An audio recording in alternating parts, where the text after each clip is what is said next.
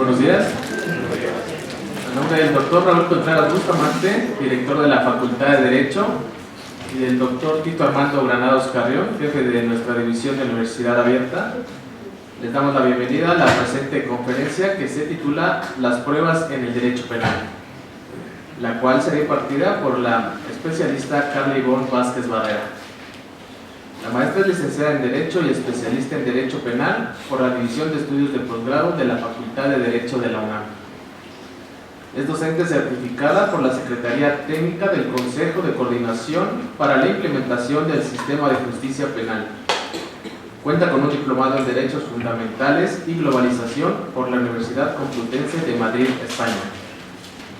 Es coautora del libro Derecho Procesal Penal, que forma parte de la Enciclopedia Jurídica de la Facultad de Derecho de la UNAM. Actualmente imparte las asignaturas de Derecho Procesal Penal y Procedimientos del Fuero Federal en la Facultad de Derecho, así como la materia de juicios orales en materia penal. Por favor, demos un aplauso de bienvenida a la especialista Carla Ivonne Vázquez Barrera.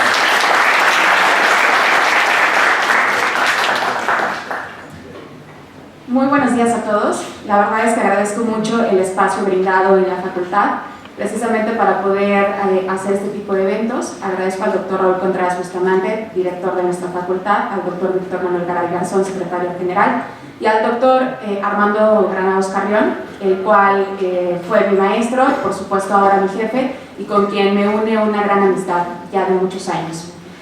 En realidad, pues me da muchísimo gusto ver no solo a mis alumnos, que tendrían que estar aquí por la hora de la clase, sino también reencontrarme con alumnos, exalumnos, ya egresados, muchos de ellos ya titulados, y la verdad es que es un placer poder también llegar a otros lados con esta conferencia. El hecho de que venga también gente de otras universidades o de otras facultades, la verdad es que también me alegra muchísimo.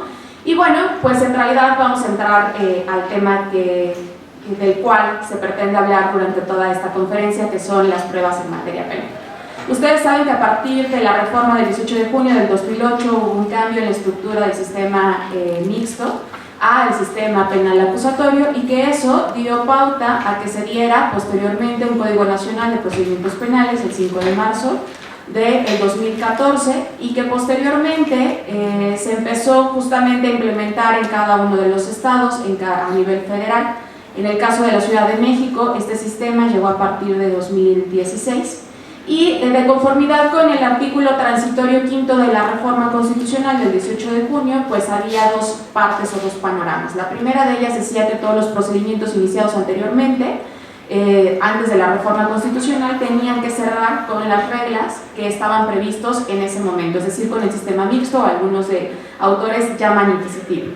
Y posteriormente decía que se iba a abrir un nuevo paso para la regulación en cuestiones de este sistema acusatorio.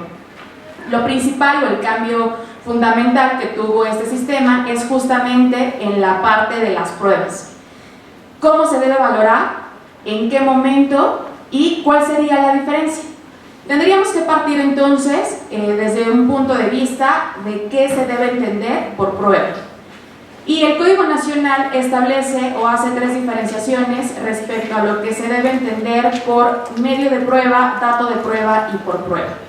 Y entonces tenemos no solamente tres categorías o tres definiciones, sino que tenemos tres momentos procesales en los que depende el momento en el que estemos o que queramos probar para llegar a un hecho.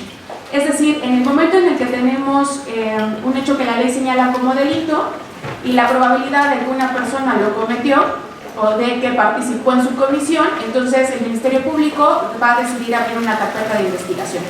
Y lo que recaba en ese momento son datos de prueba. Lo que busca son indicios, verificar todo aquello que le pueda dar un material al Ministerio Público para posteriormente poder acreditar en ese momento en la carpeta de investigación justamente el hecho que la ley señala como delito. Entonces lo que va a hacer son ciertos actos de investigación. Los actos de investigación los tenemos descritos en el Código Nacional a partir del artículo 251 y 252. Con la diferenciación que en el artículo 251 son todos los actos de investigación que puede realizar el Ministerio Público, de manera natural o sin la autorización del juez de control, y en el artículo 252 tenemos toda la estructura de aquellos actos de investigación que puede realizar únicamente con la autorización del propio juez de control. Y entonces en este momento lo que dice el propio código como la finalidad de la investigación es justamente recabar estos indicios que puedan justificar en este momento el hecho que la ley señale como delito. Tomando en consideración que dependerá si la carpeta de investigación es con detenido o sin detenido. Si es sin detenido, tendrá un lapso importante el Ministerio Público para poder recabar toda la información. Pero si es con detenido, llámese caso urgente, artículo 150, o bien flagrancia, artículo 146 del Código Nacional, el Ministerio Público va a contar únicamente con 48 horas para poder integrar su carpeta de investigación. Plazo que puede ser duplicado únicamente cuando se trate de delincuencia organizada. Y entonces lo que va a buscar justamente es recopilar todos estos indicios que posteriormente se van a materializar o van a tomar una forma de dato de prueba.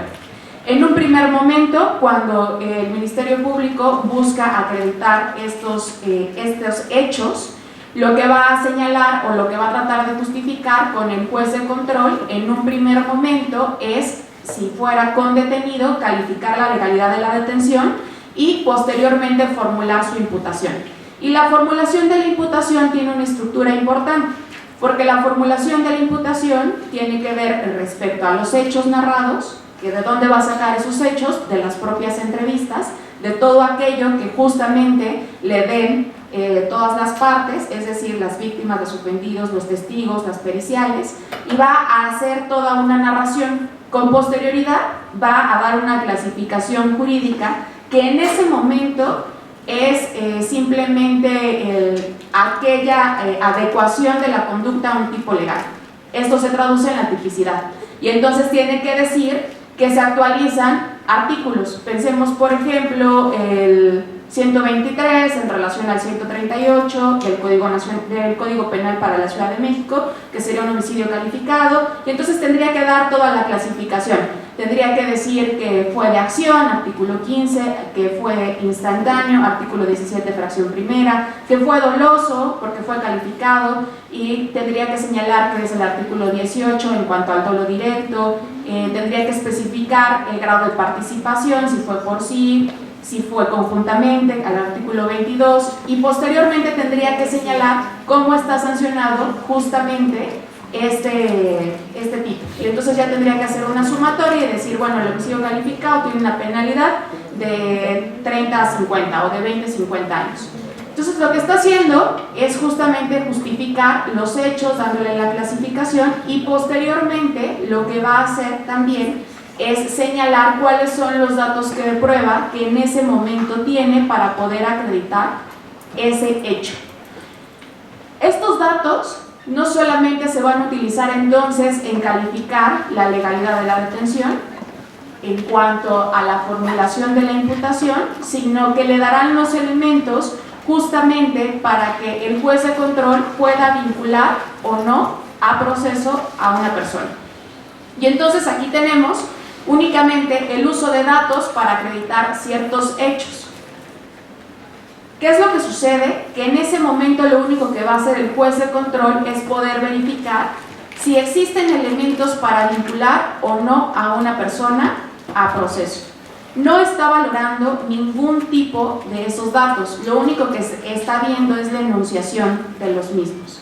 Cabe hacer mención que si durante la audiencia inicial la defensa decide optar por, durante estas 72 horas que tiene el juez de control para tomar una decisión, duplicar el plazo a las 144 horas, debe ser con una finalidad. Quiere decir que la defensa está buscando datos de prueba para desacreditar en este momento los hechos que ya pueden ser incluso que ya son materia de la imputación. ¿Hasta aquí vamos bien? Entonces lo que tenemos es los datos en ese primer momento ayudan a calificar la legalidad o no de la detención, posteriormente ayudan a sostener la imputación por parte del Ministerio Público, a dar una enunciación de lo que se tiene por probado respecto a los hechos, y va a ayudar a poderle decidir al juzgador si vincula o no en el mismo. En ese momento, si la defensa pidiera la duplicidad del término constitucional y se ampliara a 144 horas, el Código Nacional dice que la estructura respecto a la valoración que va a tener en ese momento de los datos de prueba tendrá que seguir toda la estructura en cuanto a la valoración de la prueba misma. Es decir, tendrá que darle la oportunidad a que esos datos de prueba de las partes puedan ser desahogados con la finalidad no de entrar al fondo, es decir, no de hablar de la existencia del delito, sino únicamente de saber si se vincula o no a proceso. Por su parte, hablar de medio de prueba requiere algo aún más desglosado dentro de una investigación, porque ya se tuvo esos datos que acreditaron como tal ese hecho, y lo que yo buscaría es justamente como Ministerio Público empezar a crear mi escrito de acusación. Yo tengo los elementos ya después de un plazo de una investigación complementaria en donde se me pueden dar un máximo de 2 meses dependiendo de la penalidad del delito, o 6 meses, si es menor a 2 años la pena máxima 2 meses, y si es mayor, si esto excede, serían 6 meses. Entonces yo como Ministerio Público ya tengo los elementos para poder iniciar o para poder tener un escrito de acusación. El escrito de acusación es aún más técnico y buscaría dar paso a la etapa intermedia. Si ustedes ven su artículo 335 del Código Nacional, establece toda la estructura que debe tener o los elementos que deben contener ese escrito de acusación. Y entonces en ese escrito de acusación el Ministerio Público es aún más técnico, y entonces lo que buscaría, o de lo que está hablando, ya no es de indicios ni de los datos de prueba, ya está hablando de medios de prueba que pretende justamente llevar a una audiencia de juicio oral, tomando en consideración que estos medios de prueba pueden ser algún tipo de entrevistas, es decir, testimoniales, alguna testimonial experta, es decir, periciales, alguna prueba documental o alguna prueba material. Y entonces en el escrito de acusación va a ser justamente todo ese desglose respecto a lo que busca con cada uno de esos medios, señalando en el escrito de acusación por qué es pertinente, idónea y necesaria. Porque si no tiene esas 3 características, entonces no puede vincularse por completo con la finalidad que buscaría en ese momento al realizarse o al ser una prueba. Entonces, en el escrito de acusación, lo que va a hacer el Ministerio Público es señalar, pensemos, por ejemplo, Carla Vázquez, perito en criminalística, prueba que resulta idónea, pertinente y necesaria, toda vez que ella o que su desahogo, que su prueba versará sobre los hechos o la escena de la que tuvo acceso el 25 de febrero del 2018. Y entonces tendrá que especificar, dependiendo, hay muchos estilos en los que se están haciendo los escritos de acusación. No, únicamente podría señalar cada uno de los puntos a resaltar, es decir, que nos contará sobre lo que recogió, sobre los indicios, sobre lo que vio y a la conclusión a la que llegó. O únicamente se puede solamente señalar esta cuestión del peritaje que será presentado, prueba que resulta pertinente, idónea y necesaria, y sin señalar la finalidad. ¿Qué es lo que se buscaría en este escrito de acusación? Aquí hay todavía algunos asientos, si se gustan pasar de este lado. Ustedes que están en la parte de atrás, aquí hay todavía algunos asientos. En ese escrito lo que buscaría el Ministerio Público es justamente que las otras partes, es decir, no solo la defensa, sino el asesor jurídico, junto con la víctima o ofendido, puedan conocer cuáles son aquellos elementos, llámese medios, que le van a dar sustento a la propia acusación. E incluso va a establecer sobre qué podría versar la discusión respecto a el juicio oral. Sin embargo, tenemos que regresarnos y retomar que la finalidad de la etapa intermedia es justamente hacer esta discusión entre qué medios se van a desahogar y van a hacer pruebas ya durante el juicio oral. Y entonces lo que se buscaría es justamente verificar, primero, si podemos llegar a algún acuerdo probatorio sobre alguna prueba o sobre algún hecho o sobre algún dato específico de la propia prueba o del medio de prueba, mejor dicho, o bien lo que va a hacer o lo que van a buscar las contrapartes es justamente verificar si no existe algún impedimento para que ese medio de prueba sea desahogado posteriormente ante un tribunal de enjuiciamiento o un juez de juicio oral. ¿Qué se pretendería en ese momento? Pues justamente hacer el desglose respecto a saber si se cumplieron con las finalidades respecto al debido procedimiento para poder sacar estos medios de prueba. Es decir, no solamente saber si realmente es pertinente, idónea y necesaria, sino si en realidad no hubo una violación a derechos humanos, si esa prueba no es sobreabundante, si no tiene algún grado de nulidad respecto a ese procedimiento o respecto a cómo fue adquirido ese medio de prueba. Tomando en consideración que además se debe señalar la cuestión de la prueba anticipada. Estas pruebas que por su propia naturaleza pueden ser desahogadas, ya sea porque es imposible que puedan llegar a la parte de la audiencia de juicio oral por la temporalidad o porque el propio medio de prueba no puede estar en el desahogo de la audiencia o porque por algún motivo no se tenga o no se pueda justificar su presencia en la propia audiencia de juicio oral. Y entonces lo que tenemos en esta etapa intermedia es justamente ese desglose o ese choque justamente que da parte al propio sistema en cuanto al principio de contradicción, en donde yo, la parte contraria, llámese Ministerio Público o bien llámese abogado defensor o asesor jurídico, voy a tener ciertos elementos para poder desechar esas pruebas esos medios de prueba, con la finalidad de que no sean valorados por un tribunal de enjuiciamiento o por un juez de juicio oral. Y entonces ese medio solamente va a estar enunciado, el medio se tiene que ser desahogado por una persona, aún las documentales o aún la prueba material, si es que deseo llegar a una audiencia de juicio oral.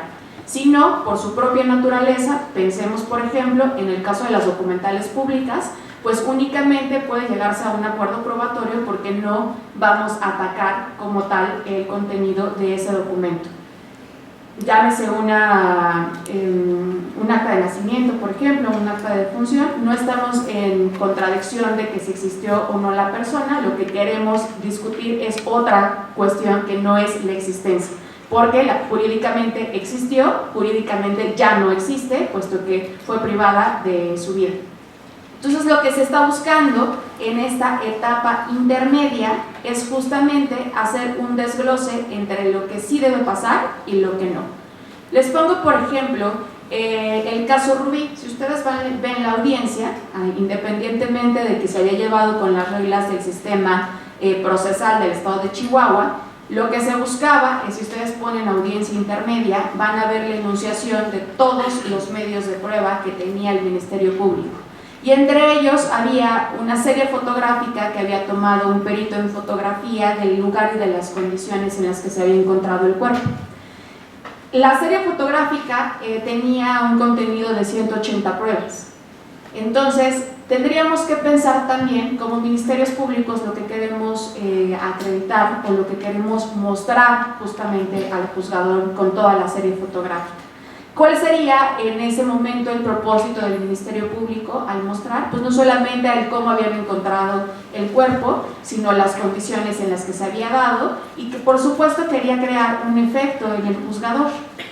Por parte de la defensa, lo ideal es que no se muestren las fotografías, porque yo puedo tener como tal una imagen y les puedo describir un hecho, y eso ustedes en su mente lo van construyendo, pero es muy diferente cuando ustedes ven la fotografía y por supuesto que tienen un impacto visualmente. Entonces, ¿qué se buscaría? Pues que esa serie fotográfica no sea desahogada. No sería necesario, porque lo que estamos tratando de acreditar en ese momento no es las condiciones en las que se encontró el cuerpo, si fuéramos defensa. Porque si fuéramos ministerios públicos, por supuesto que queremos hacer resaltar eso.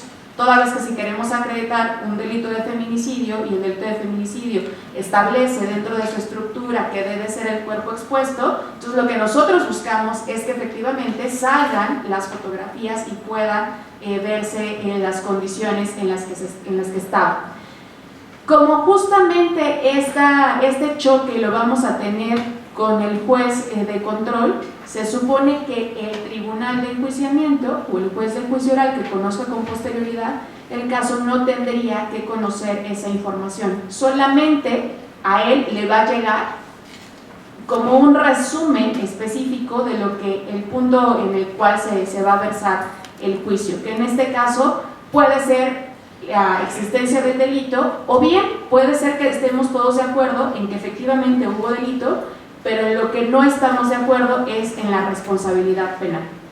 Entonces, en ese primer momento, el medio de prueba lo que buscaría únicamente es ser enunciado para poder ser controvertido, para poder verificar si se cumplieron o no con todas las características idóneas para que haya sido obtenido de manera legal. Si una vez las partes en la audiencia intermedia se conforman o contravienen y se llega a una decisión entre qué es lo que va a pasar y qué es lo que no, entonces el juez justamente va a dictar un auto de apertura a juicio oral. Ese auto va a tener un enunciamiento sobre los medios de prueba que van a ser desahogados posteriormente como prueba ya en el juicio oral. Y entonces ahora sí entraremos al tema de cuáles son las pruebas en materia penal. El Código Nacional de Procedimientos Penales establece que la prueba va a ser todo aquello que sea desahogado en presencia del Tribunal de Enjuiciamiento o del juez de juicio oral. ¿Por qué va a tener esta característica? Porque en el momento de que sea desahogado va a ser valorado. Y entonces, como las reglas de valoración en nuestro sistema son totalmente libres, es decir, que no tenemos una prueba tasada en donde podamos verificar si se reúnen o no ciertos elementos o ciertos requisitos y darle un valor probatorio pleno, como sí lo teníamos descrito en el Código Federal de Procedimientos Penales o en el Código Federal o en el Código de Procedimientos Penales, perdón, para la Ciudad de México. Ahora lo único que tenemos es justamente que le damos las herramientas a ese tribunal de enjuiciamiento o a ese juez de juicio oral, precisamente para que sea él el que pueda escuchar y el que pueda valorar posteriormente cada una de las pruebas que se muestran durante toda la audiencia de juicio oral. ¿Qué es lo que sucede? Que el juez debe tener un papel importantísimo, porque es obvio que las partes vamos a querer atacar a cada uno de los medios de prueba. ¿Cómo lo vamos a hacer? En el caso del propio desahogo, lo vamos a adquirir por medio del interrogatorio, preguntas abiertas, de manera recomendable, tomando en consideración que existe toda una dinámica para poder llevar a cabo este interrogatorio, pero la contraparte también tendrá el uso de la voz en el contrainterrogatorio. Y en el contrainterrogatorio lo que se busca de manera principal es irnos en contra de la credibilidad del propio testigo o irnos en contra del testigo, tomando en consideración que en el caso, por ejemplo, de una pericial, podemos atacar su experticia, es decir, todas aquellas credenciales que lo avalan, o bien podemos atacar el peritaje. ¿Qué es lo que se buscaría justamente en este choque o en este sistema? Justamente que se materialice el principio de contradicción y que el juez pueda percibir justamente con sus sentidos el desahogo de la propia prueba como tal. Tomando en consideración que muchas veces y en la práctica es un poco complejo la cuestión justamente del desahogo, porque el juez o el tribunal de enjuiciamiento debe estar al pendiente no solo de las partes del propio desahogo, del peritaje, del testigo, de la prueba documental o de la prueba material, de la incorporación correcta, porque aun cuando se pueda mostrar, si no se incorpora, esta no podría ser valorada, tiene que estar al pendiente de las objeciones, de calificarlas de procedentes o improcedentes, y entonces tiene que estar totalmente centrada su atención en verificar si realmente ese testigo está dando información relevante para acreditar el delito o bien para poder sostener la responsabilidad penal. Tomando en consideración que además el juez necesitará hacer esta ponderación y valoración de las propias pruebas y que deberá dictar una sentencia y que deberá señalar el por qué es importante la documental, la prueba material o el peritaje o el testigo de X o de Y persona para poder dar una sentencia condenatoria o una sentencia absolutoria. Además de que tiene la responsabilidad justamente de tener que explicar la sentencia, el por qué llegó a esa resolución. Entonces, aquí la dinámica se vuelve un poco importante en cuanto al propio desahogo de la naturaleza de las pruebas. Cuando la Constitución y el propio Código establece que tendremos una valoración libre, también la acota y dice que debe tomarse en consideración las reglas de la lógica, las máximas de la experiencia y la sana crítica. Y entonces toma como esos tres pilares justamente el cómo el juez tendría que hacer una valoración completa de cada uno de esos elementos, tomando en consideración que además tiene la difícil tarea de tener que escuchar a ambas partes con cada una de sus posturas, con cada una de sus teorías del caso, con cada una de sus teorías en cuanto a qué fue lo que pasó. ¿Qué es lo que se busca en el proceso penal? ¿Cuáles serían los fines del proceso penal?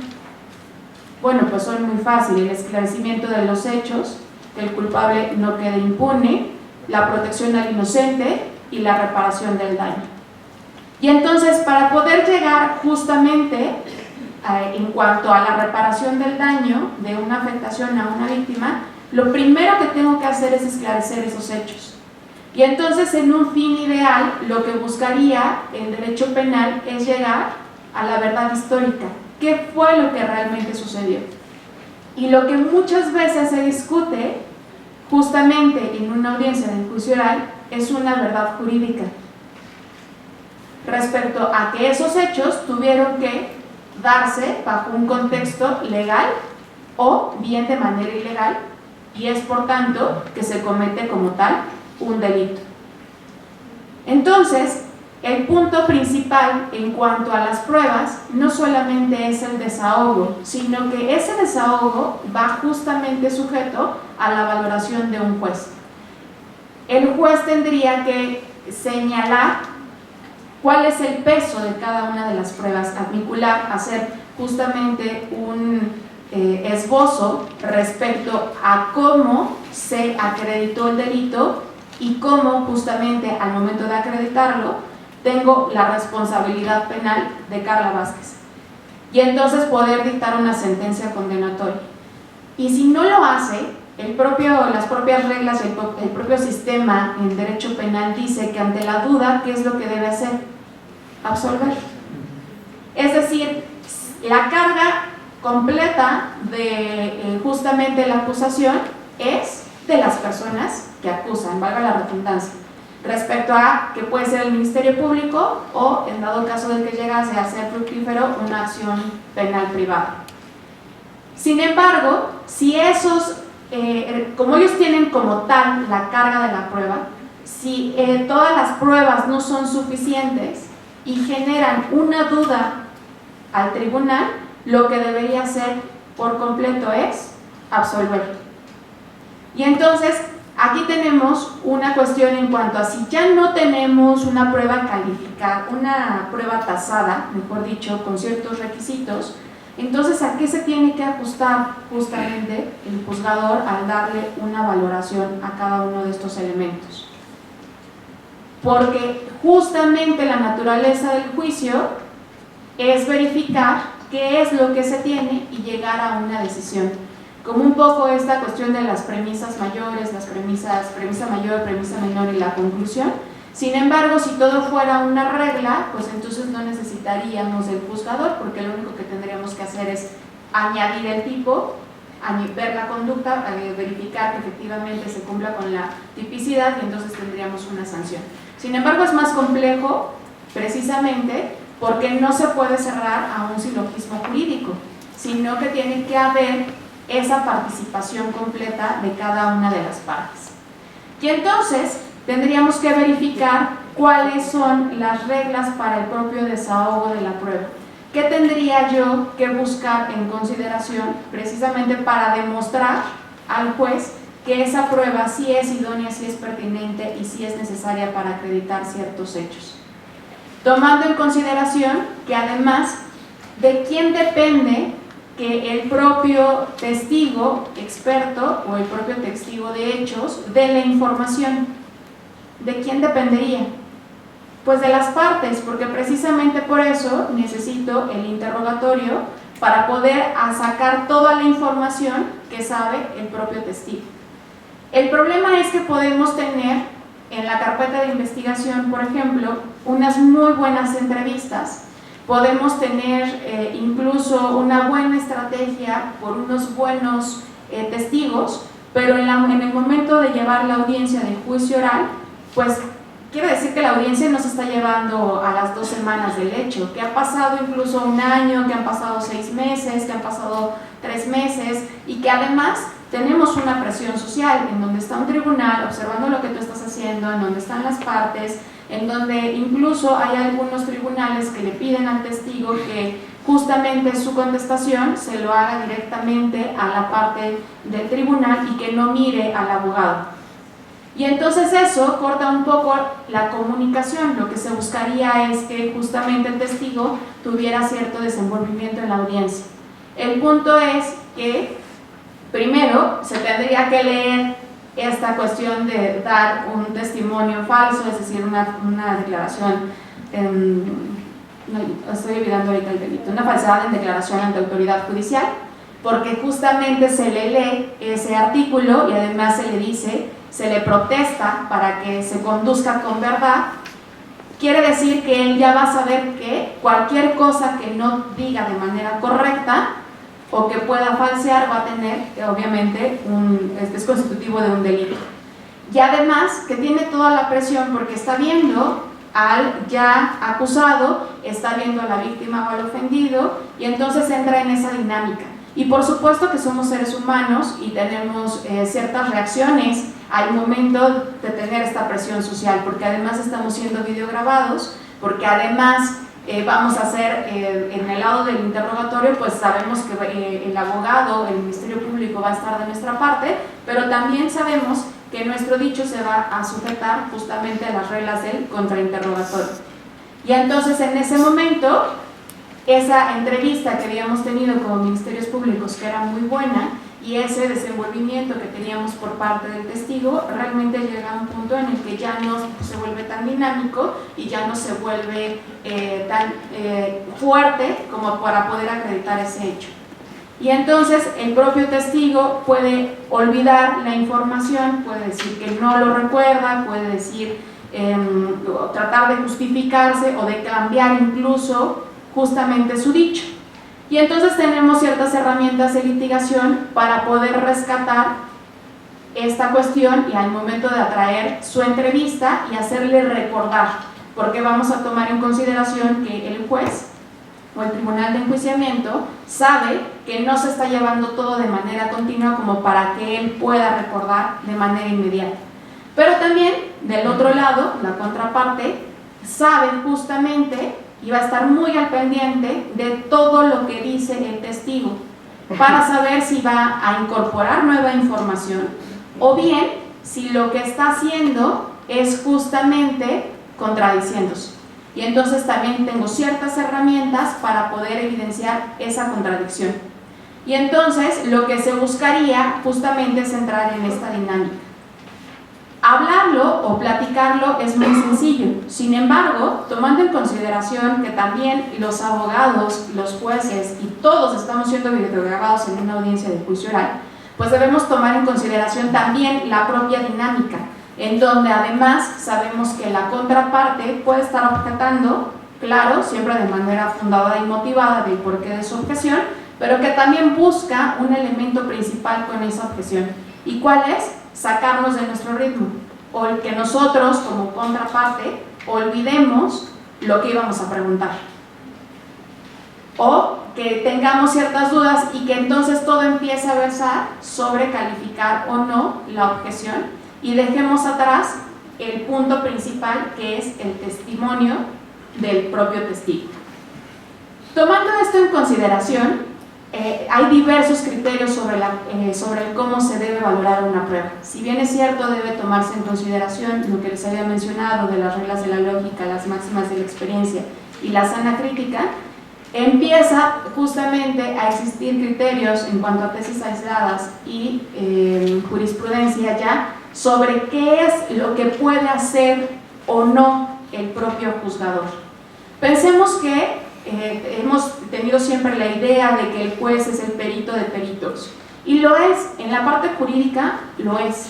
Sin embargo, hay muchas pruebas en las que posiblemente no lo sea tanto, como cuál.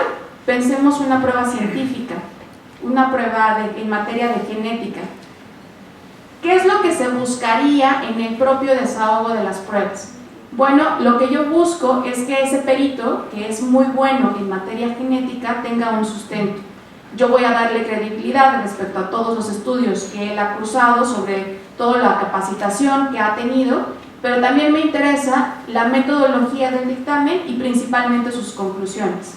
Y entonces, yo como parte que ofrezco esta prueba en materia de ADN o en materia de genética, lo que buscaría es justamente que él pueda demostrar todos sus conocimientos y que justamente con sus conocimientos avale cuál es la conclusión de su peritaje.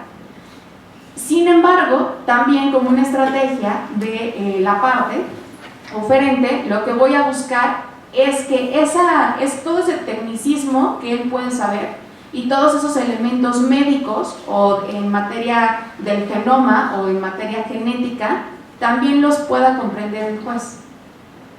Entonces yo voy a dejar que él se luzca, que él pueda decirme toda la metodología, que pueda decirme incluso la conclusión en cuanto a si la prueba corresponde o no corresponde y en qué grado, y posteriormente puedo hacerle una pregunta con la intención de que baje un poco el nivel técnico y pueda ser comprendible para todos.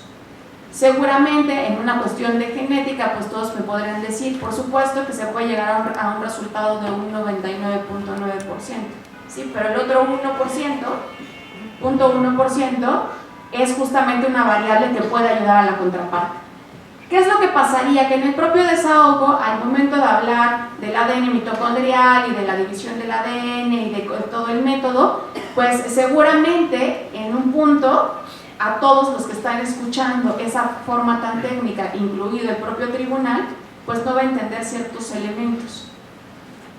Y no porque no pueda entenderlos, sino porque no es su área de experticia. Entonces, ¿qué tendría que hacer? ¿Se pueden realizar preguntas aclaratorias? Porque si no lo está entendiendo el propio juez, recuerden que él debe argumentar la decisión del valor probatorio de esa prueba. Entonces, si no entiende cuál es la metodología y únicamente dice, ok, está bien, se queda callado y no hay ningún tipo de intervención, lo que le va a interesar es únicamente la conclusión. El punto es que, y a la contraparte, nos interesa todo, nos interesan las credenciales, la metodología, la conclusión y ver los errores en cuanto al propio desenvolvimiento del propio perito. Y entonces, lo que nosotros veríamos es si se pueden o no se pueden hacer preguntas aclaratorias por parte del juzgador. Hay un criterio, una tesis aislada que establece, por supuesto que puede hacer preguntas, pero no preguntas más allá del caso en específico o más allá de los hechos en específico, porque si no estaría rompiendo el principio de imparcialidad y entonces sería juez y parte, y eso es lo que nosotros no buscamos. Es lo que se atacó en el sistema anterior. Cuando el juez traía un tercero, un perito tercero en discordia, lo que estaba haciendo era tener un interés y entonces era el signo más identificado para un sistema mixto, perdón, para un sistema inquisitivo, porque estaba jugando como juez y parte. Y ahora lo que buscamos es que el juez únicamente debe controlar este propio desahogo. Sin embargo, por las cuestiones técnicas o por las cuestiones científicas, es necesario que él pueda hacer ciertas preguntas o ciertas aclaraciones, sobre todo si involucran cuestiones médicas, si involucran cuestiones científicas o si involucran cuestiones de tecnología, en donde posiblemente él no tenga el conocimiento para poder entender qué es lo que está diciendo el perito. Habrá personas que digan, el juez no debe hacer justamente ningún tipo de pregunta aclaratoria, porque eso vulnera el principio justamente de contradicción. Y entonces, ¿qué pasaría? Bueno, si el juez no habla, entonces a él lo estamos dejando sin los elementos idóneos para poder fundamentar como tal su prueba. ¿Qué ha pasado respecto a la propia valoración? Se ha tenido justamente a partir del 2008 y del 2016 y a partir de que se implementó a nivel federal, a nivel local, este sistema, pues justamente un debate sobre cómo debe ser valorado y qué debemos tomar en consideración sobre lo que se debe entender como máximas de la experiencia, como sana crítica y como reglas de la lógica. Es decir, si yo llego a dar una declaración y digo que yo maté a John F. Kennedy y lo hago a sabiendas de las consecuencias jurídicas que esto pueda tener y además lo hago en presencia de mi abogado y quiero recibir un castigo porque estoy consciente de lo que hice, ¿qué es lo primero que me va a decir no solo el Ministerio Público sino también el juzgador? Pues eso no es lógico, porque los hechos, tú no pudiste estar viva cuando los hechos sucedieron. Entonces eso, por más que tú quieras tomar en consideración ciertas cuestiones procesales y las cumplas, pues no lo estás haciendo de manera correcta. Posiblemente lo que va a decir el Ministerio Público es ordenar un peritaje en materia de psiquiatría para saber si no tengo un grado de inimputabilidad. Y luego verificar y si es que lo tengo, pues seguramente seré inimputable, pero ni siquiera para una comisión de un delito, o sea, si no tendré la capacidad para poder entender lo que hice, pero es que en realidad eso no es un delito. Y cuando hablamos, por ejemplo, de las reglas, de eso sería de las reglas de la lógica, perdón, en cuanto hablamos de la sana crítica y de las máximas de la experiencia, pues debemos tomar en consideración que el propio tribunal, el propio Poder Judicial tiene ciertas reglas para poder ser juzgador, que tiene requisitos formales en cuanto a una edad mayor a 35 años, porque lo que se buscaría es justamente que esa edad pueda tener incluso un efecto en cuanto a la propia valoración, en cuanto al propio sistema y en cuanto a cómo realmente se puede dar esta valoración de cada una de las pruebas. Sería importante verificar entonces en el propio desahogo cómo llevar a cabo uno bueno para evitar que posteriormente en la apelación se pueda abatir o se pueda ir en contra del desahogo de una prueba. ¿Qué es lo que sucede cuando tenemos ya al testigo que nos está diciendo sobre los hechos, sobre lo que vio, sobre lo que percibió? Bueno, tengo que ser muy inteligente porque lo que me interesa es un testigo presencial, que por medio de los sentidos haya podido estar en el lugar o sepa algo respecto a la responsabilidad. Porque si es un testigo de oídas, entonces por muy buen desahogo que yo pueda hacer, pues el propio testimonio no va a tener peso porque fue de un tercero y no de una persona que realmente está siguiendo como todo el curso de los hechos. Posteriormente, en cuanto al propio desahogo de la prueba testimonial y de la prueba pericial respecto a las cuestiones técnicas, también tenemos la cuestión de la prueba material y la prueba documental, en donde nosotros buscamos que entren por medio de una persona. cuando llamamos a un policía y el policía tuvo en ese momento el acordonamiento del lugar de los hechos, nosotros podemos darle una descripción y podemos mostrarle el objeto y luego necesitaríamos incorporarlo, porque como ya se los había mencionado, si yo no incorporo el objeto, aun cuando yo digo voy a mostrar la prueba material marcada con el número 1 y ya ha sido reconocido por el propio testigo, si yo no la incorporo, esta no puede ser valorada. Y entonces, lo que tenemos que verificar es justamente este cúmulo respecto a la evidencia material y la evidencia documental, que debe hacer ya o tener el peso de medio de prueba y que va a entrar desahogada por el propio, en el propio escrito en el propio auto de apertura a juicio oral de manera enunciada, pero que si yo no la desahogo mediante a esta persona, no puede ser incorporada, por lo tanto no puede ser valorada. ¿Hasta aquí vamos bien? Ahora, respecto a la cuestión de las pruebas, en el Código Nacional de Procedimientos Penales, a partir del artículo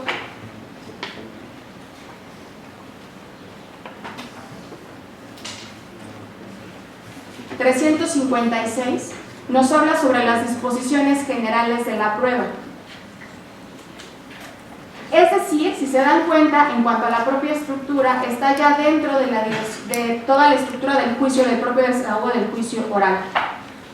Quiere decir que entonces podríamos señalar en la audiencia del juicio oral, en el propio desahogo, cuestiones de que la prueba que está siendo desahogada en la audiencia del juicio oral no tiene cuestiones de legalidad o carece de legalidad, mejor dicho. ¿Puede ser el debate idóneo en la audiencia del juicio oral? ¿Por qué?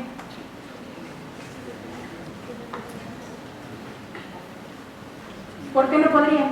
Esa valoración debe haberse hecho antes de que inicie el juicio oral, recién la aceptación de prueba. ¿Qué es lo que todos los demás opinan? Es decir, ¿qué se tendría que hacer? La respuesta es correcta. En la parte de la audiencia intermedia, lo que busco es verificar la legalidad de la prueba. En la audiencia del juicio oral no sería el momento procesal oportuno para discutir sobre la ilegalidad de la obtención de la prueba, a menos de que hablemos de una prueba superviniente. Y entonces, si tenemos una prueba superviniente, como no podemos regresarnos a la etapa intermedia, tenemos el desahogo en ese momento, solo tomando en consideración esa prueba superviniente en donde las partes no tenían conocimiento como tal de esa prueba, pero es necesaria para el propio esclarecimiento de los hechos o para la responsabilidad o no penal del ya acusado. Solo en esos casos el tribunal de enjuiciamiento o el juez de juicio oral podría entrar justamente a discutir cuestiones de legalidad de obtención en la propia prueba. Sin embargo, lo que yo siempre he creído y siempre se lo he dicho a mis alumnos es: en materia procesal tenemos reglas muy específicas, pero depende de la habilidad de la contraparte, es decir, en este caso del Ministerio Público, del asesor jurídico o del propio abogado defensor, en poder crear argumentos para poder llamar la atención y poder señalar ciertas cuestiones en cuanto a la obtención de la prueba, la legalidad de la misma, o bien la irrelevancia que puede tener esa prueba durante el desahogo en la audiencia de juicio oral. Porque por supuesto que dependiendo en el lado en el que yo esté, buscaré los elementos para poder dar una justificación, tomando en consideración que si esa prueba no hubiera sido, ese medio de prueba no hubiera sido debatido en la audiencia intermedia y se quisiera tomar en consideración en la parte de la audiencia de juicio, tendríamos que tomar argumentos para verificar justamente si existe o no una violación importante a los derechos humanos. porque además estaría preparando mi recurso de apelación o estaría buscando un amparo directo después, cuando ya se ha dictado una sentencia. Las pruebas en general es todo un tema muy amplio. En el momento en el que decidí hablar sobre algo, sobre dar una conferencia, dije, voy a hablar sobre las pruebas, y luego pensé, realmente es demasiado complejo en cuanto a la propia estructura y en cuanto a la propia valoración, y hablarlo solo como una charla que debe durar 40 minutos, 50 minutos, pues puede ser muy fácil porque nos podemos remitir a lo que dicen los autores, a lo que establece el Código Nacional. Sin embargo, en la práctica es completamente distinto. Esta cuestión de las audiencias tan largas y tener la atención durante tanto tiempo de un juzgador que esté escuchando, o incluso estas técnicas de litigación que se nos recomiendan del cómo hablar, de cómo hacer preguntas, en la parte también de los testigos, o cómo puede ser el manejo del mismo, cuando ya estamos en una audiencia, pues por supuesto que esa presión hace que esta dinámica no sea tan rápido y que no sea tan fácil. Simplemente pensemos una audiencia de juicio oral que dure unas 6 o 7 horas, el tribunal también está cansado, el tribunal también le cuesta trabajo de nuevo engancharse en toda esa estructura. Y pensemos que si la audiencia se difiere, se suspende y después regresa 10 días posteriores, entonces tiene que agarrar otra vez el hilo de toda la audiencia. Es importante señalar que en el caso, por ejemplo, de las sentencias al momento de argumentar y de dar la valoración, es decir, cuando se da esta deliberación, este fallo, y se busca dictar la sentencia, pues el tribunal tiene que hacer un resumen breve, pero además sustentado, para poder establecer el cómo se va a dar una individualización de esa sanción, el cómo en un primer momento se acredita el delito, se acredita la responsabilidad, y luego debe ser capaz de poder establecer una penalidad idónea que quede dentro de los márgenes entre el mínimo y el máximo, tomando en consideración que el Ministerio Público va a hacer la solicitud de una pena concreta en específico, pero que además tendrá que tomar en cuenta consideración de criterios de individualización, y que todavía para eso el escrito de acusación, si ustedes ven en su artículo 335, debe señalar justamente elementos que deben ser valorados incluso en la etapa de individualización.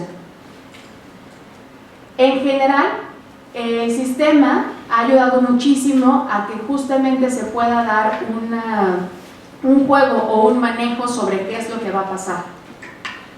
Recientemente, con esta iniciativa en donde se buscaba hacer modificaciones al Código Nacional, había algo muy importante respecto a las pruebas. Se decía que por supuesto que la declaración de la persona imputada o indiciada en ese momento iba a tener preponderantemente un valor importante en la valoración de las pruebas, y que si cambiaba, entonces eso podía ser también llamativo y que el juez debía valorar en un primer momento esa entrevista. Por supuesto que eso rompería por completo, primero con una cuestión de presunción de inocencia, y segundo con esta garantía que tiene la persona de reservarse, de no decir absolutamente nada, y que rompe por completo incluso con la propia naturaleza de nuestro sistema mexicano. En este sentido, no me queda más que decir que a final de cuentas esta fue una charla muy general sobre las pruebas. Hay mucho que estudiar todavía, hay que ver qué es lo que están diciendo los tribunales respecto al propio desahogo, a la valoración, a este entendimiento de los medios, los datos y las pruebas, tomando en consideración que además es otro tema completamente diferente, aquellos datos de prueba que se convierten en medios de convicción y que forman parte para dictar una sentencia condenatoria en un procedimiento abreviado. Les agradezco muchísimo su presencia y espero que tengan muy buena tarde.